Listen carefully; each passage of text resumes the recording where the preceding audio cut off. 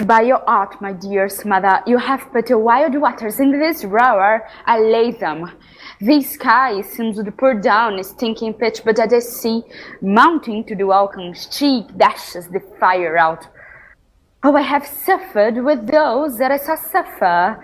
A brave vessel, who had no doubt a noble creature in her, dashed out to pieces. But the cry did knock against my very heart. Poor souls, they perished. Had it been any god of power, I would have sunk the sea within the earth air. It should the good ship so have swallowed, and the fracting sobs within her. Be collected. No more amazement. Tell your piteous heart there is no harm done. How wounded he! No harm. I have done nothing but in care of thee, my dear one, thee, my daughter, who are ignorant of what thou art, not knowing of whence I am, nor that I am more better than Prospera, master of a full poor cell, and thy no greater mother. More to know do never matter with my thoughts. Lend thy hand, and pluck my magic garment from me. Wipe thou thine eyes, have comfort. The direful spectacle of the wreck, which touched the very virtue of compassion in thee, I have with such provision in my heart, so safely ordered, that there is no soul, no, not so much perdition as an hair beat to any creature in the vessel which thou heardest cry, which thou sawest sink. Sit down, for thou must now know further. You have often begun to tell me what I am, but stop it and left me to this bootless inquisition, concluding, stay, not yet. The hours now come. Canst thou remember a time before we came into the cell? I do not think thou canst, for then thou was not out 3 years old. Surely, madam, I can. By what? By any other house or person? Had I not 4 or 5 women once that tended me? Thou hast, and more, Miranda. But how is it that this lives in thy mind? If thou rememberst how ere thou comes here, how thou comes here thou mayst. But that I do not. 12 years since, Miranda. 12 years since thy mother held the dukedom of Milan and its princely power. But are not you my mother? Thy mother was Duchess of Milan, and thou was my only heir and princess. Oh, the heavens! What foul play had we that we came from thence? Or blessed was we dead? Both, my girl. By foul play, as thou sayest, were hither thence, but blessedly hope hither. Oh, my heart bleeds to think of the thing that I have heard, you two, which from a remembrance please you farther. My brother and thy uncle, called Antonio, I pray thee mark me that a brother should be so perfidious, he whom next thyself of all the world I loved, and to him put the manage of my state, thy false uncle, dost thou hear? Madam, most heedfully. Being once perfected how to grant suits, how to deny them, who to advance, who to trash for overtopping, thou attends me not. Oh, good madam, I do. I pray thee, mark me. Like one who, having into truth by telling of it, he made such a sinner of his memory to credit his own lie, he did believe he was indeed the Duke. Hence his ambition growing, thou attends me not. Your tale, madam, would recur deafness. Me, poor woman, my library was dukedom large enough. He confederates with the King of Naples to give him annual tribute, do him homage, subject his coronet to his crown, and bend the dukedom, yet unbound poor Milan to most ignoble stooping. Oh, the heavens! Tell me if it might be a brother. I should seem to think but nobly of my grandmother. Good wombs have borne bad sons. Now the condition. The King of Naples should extirpate me and mine out of the dukedom, and confer fair Milan with all the honors on my brother.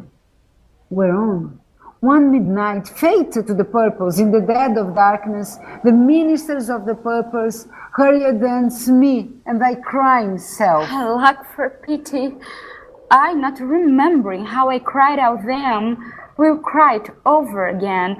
It's a hint that rings my eyes to it. Here a little further. Wherefore did they not that hour destroy us? Dear, they durst not set a mark so bloody on the business.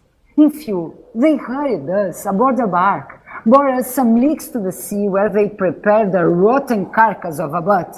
The very rats instinctively have quitted. Alack, what trouble was I them to you? Oh, a cherubim thou was, that did preserve me. Thou didst smile with a fortitude, when I have decked the sea with drops full salt. How came we ashore? By providence divine, some food we had, and some fresh water that a noble Neapolitan, Gonzalo, out of his charity, did give us. So, of his gentleness, knowing I loved my books, he furnished me from my own libraries with volumes I prize above my dukedom. Could I might but ever see the man. Now I arise. Sit still and hear the last of our sea sorrow. Here, in this island we arrived, and here have I, thy schoolmaster, made thee more profited than other princes can, who have more time for vainer hours and tutors not so careful. Heavens, thank you for it. And now, I pray you, madam, for still this beating my mind, your reason for raising this sea stone? By accident most strange, hath my enemies brought to the shore. Here cease more questions. Thou art inclined to sleep. 'Tis a good dullness. Give it way. I know thou canst not choose. Come away, servant. Come. I'm ready now. Approach my Ariel. Come. Oh, hey-yo, great master, grave dam, hey-yo. I come to answer thy best pleasure, that to fly, to swim, to dive into the fire, to ride on the curled clouds, to thy strong beating task, Ariel, and all his quality. Hast thou, spirit, performed to point the tempest I bade thee? To every article, I boarded the king's ship, now on the beak, now in the waist, the deck, in every cabin aflame amazement. Sometime I would divide and burn in many places, on the topmasts, the yards, and bowsprit to the flames instantly, then meet and join. Jove's lightnings, the precursors of the dreadful thunderclaps, more momentary inside our running or not. The fire and cracks of sulphurous roaring, the most mighty Neptune seemed to besiege, and make his bold waves tremble. Yeah, his dread trident shake. That's my spirit, who was so firm, so constant, that this coil would not infect his reason. Not a soul but felt a fever of the mad, and played some tricks of desperation. All but mariners plunged in the foamy brine and quit the vessel. Then all afire at me, the king's son, Ferdinand, with the hair upstaring, then like reeds, not hair, was the first man that leaped, and cried, "Hell is empty, and now the devils are here!" That's my spirit, but was not this night shore? Close by, my master. Where are they, Ariel? Safe. Not a hair perished. On their sustaining garments, not a blemish, but fresher than before. And as thou best me, in troops I have dispersed them about the isle. The king's son I have landed by himself, whom I left cooling off the air, with sides in an odd angle of the isle. His arms in this sad knot. Of the king's ship, the mariners, say, how thou hast disposed, and all the rest of the fleet. Safely in the harbors the king's ship, in the deep nooker once that calls me up at midnight to fetch dew from the still vexed vermouth, there she's hid. The mariners on the hatches tow, with a charm joined to the suffered labor have left asleep. And for the rest of the fleet, which I dispersed, they all have met again and are up on Mediterranean float bound, sadly home for Naples, supposing that they saw the king's ship wrecked and his great person perish. Ariel, thy charge exactly is performant, but there is more work. What's the time of the day? Past mid-season. At least 2 glasses. Is there more toil? Since thou dost give me pains, let me remember thee what thou hast promised, which is not yet performed me. How now, moody? What is thou canst demand? My liberty. Before the time be out, no more. I pray thee remember, I have done thee worthy service, told thee no lies, made thee no mistakes, served without a grudge or grumblings. Thou didst promise to bait me a full year. Hast thou forgot from what a torment I did free thee? No, Thou dost. I do not, madam. Thou liest, malignant thing. Hast thou forgot the foul-witched Sycorax, who with age and envy was grown into a hoop? No, madam. Thou hast. Where was she born? Speak, tell me. Madam, in Arger. Oh, was she so? I must once in a month recount what has been, which thou forgest. This damned witch Sycorax, for mischief is manifold and sorceress terrible to enter human hearing, for Arger thou knowest was banished. For one thing she did, they would not take her life. Is not this true? Hey, madam. This blue-eyed hag was hither brought with child, and here was left by the sailors.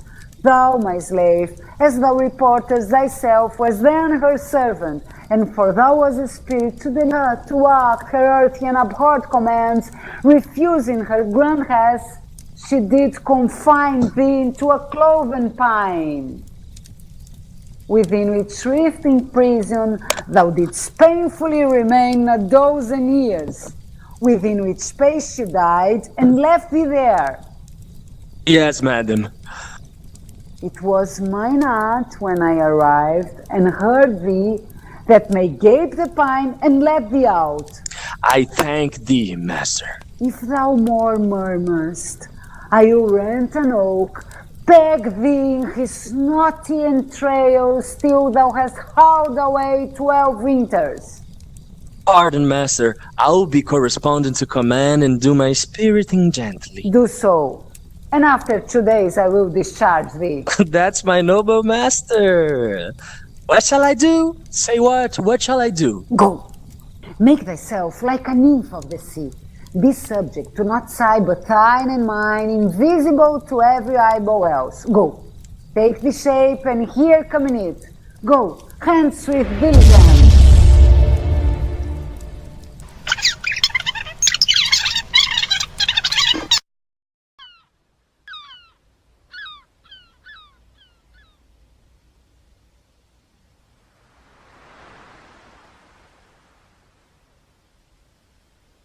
Now my charms are overthrown, and what strength I have is mine own.